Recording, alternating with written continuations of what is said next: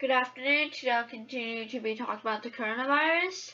So today I want to talk about South Korea and how it has flattened its curve and going from thousands of new cases every day to now just like about 60 cases every day, and how it has maintained to keep the public confident in the government, and how well it has done in preventing the stop of this to stop the new cases popping up in South Korea, and summarizing the lessons that the United States and other countries should be able to follow.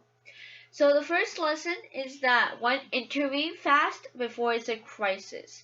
So 1 week before the country's first case was diagnosed, government officials had already urged companies to begin developing coronavirus test kits for mass production. And within 2 weeks of the outbreak, though South Korea's confirmed cases were remaining in the double digits, thousands of new test kits were shipping daily, and the country now still produces 100,000 kits per day. And officials say that they're in talks with 17 foreign governments about exporting them. So therefore, this provides that when the start of the huge outbreak started erupting with thousands of people, new cases every day, the government was already fully prepared and was swiftly imposed emergency measures in Daegu, a city of 2.5 million people, where contagion spread fast through the local church. By doing this, the South Korean government worked extremely fast. They were well prepared, so that at the time when the outbreak came, they were able to lock down quickly. And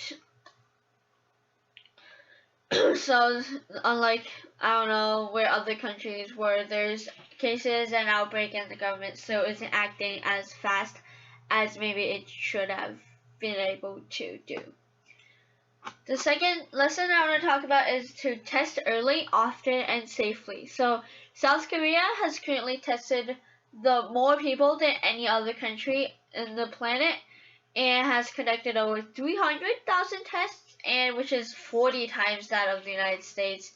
And because testing is so central to the population, because it shows the true numbers of how many people is sick, so many people are really encouraged to test very often, or if they just may potentially be in contact with anyone that got in sick.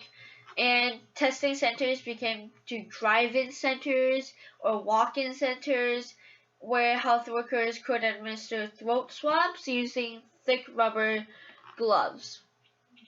And also, relentless public messaging urges South Koreans to seek testing. So basically, everyone's just self-checking them with an app that visitors from aboard are required to download. And large buildings use thermal images to test if anyone has a fever. So just the testing is just endless and relentlessly. And by doing this, we can actually prevent the crisis. Whereas like United States, we're testing its shortage, and therefore we have no idea of the actual number of people that are sick in the United States. So the third lesson learned is to contract tracing, isolation, surveillance. So when a person tests positive, health workers are going to trace back how many people this person came in contact with, to find and move these people, if necessary, to isolate, and a process which is known as contact tracing. And so therefore, health workers can produce networks of possible transmission, and carving out the virus like a society. It's like carving the virus out of society like a surgeon, which is removing a cancer. There's also tools and practices for aggressive contact tracing. So they would trace the patient's movements using security camera footage, credit card records, even GPS data. Basically, these people are like police detectives, where they're basically tracking this guy's every move, or or like any move, like any restaurants you went to, any shops, and it would know. So anybody who was there at the same time could find them and also test them. And South Korea's cell phones also vibrate with emergency alerts whenever new cases are discovered in their districts.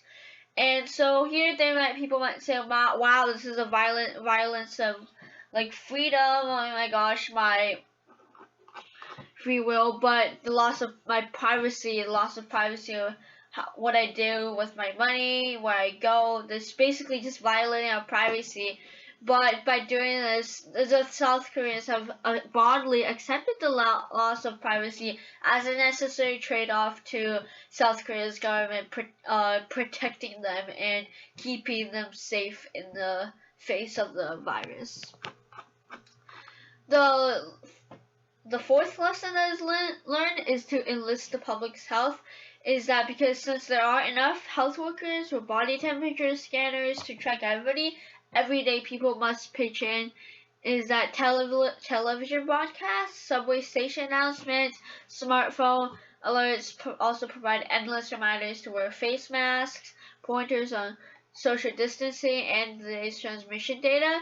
So it's basically just endless messaging, so everyone is aware of that. Unlike, well, some Americans, they hate being told by the government of what to do. So in the end, they could just get sick and ignore the government's help. But here, everybody must help and pitch in to prevent the spread of the virus, whether it's to stay at home or anything else. But by doing this, we can actually help protect the virus by protecting ourselves. So that's it. Thank you for listening, and I hope you have a good day.